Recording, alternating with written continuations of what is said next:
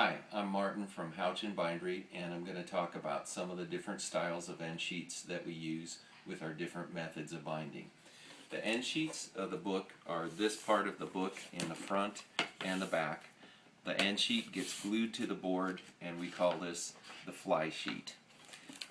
So with some of the standard types of binding that we use, which would be smythe sewing and ultra binding or double fan adhesive, we just use a standard folded 4-piece sheet of paper. The grain direction is always running parallel to the spine, and the standard options are a white or a natural colored paper of this type. When we do a side sewn binding, side sewing has to go through the side. The thread is going through the side of the book block here, and as you can see here, this end sheet has a special reinforcement strip on it. This protects the thread from tearing the paper as the book opens and closes.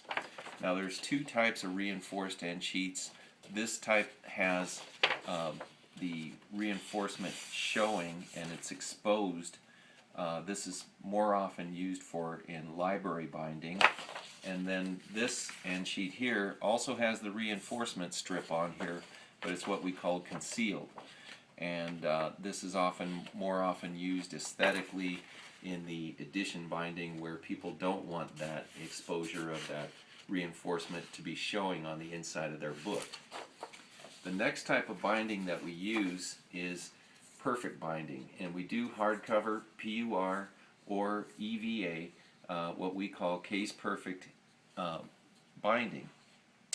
But the challenge there with an end sheet is that as the book is going through the perfect binder, we're grinding 1/8 of an inch on the spine edge.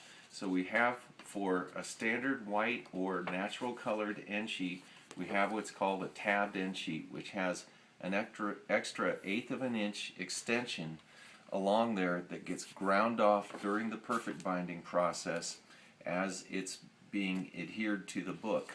And that way, when the book opens, the fold is just naturally not ground off.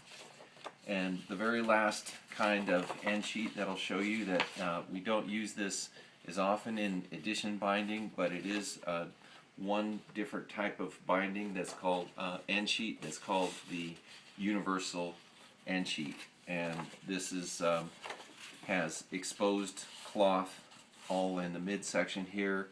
A book block of any various size can be inserted in here and put into a book. And those are some of the standard types of end sheets that we have. Thank you very much.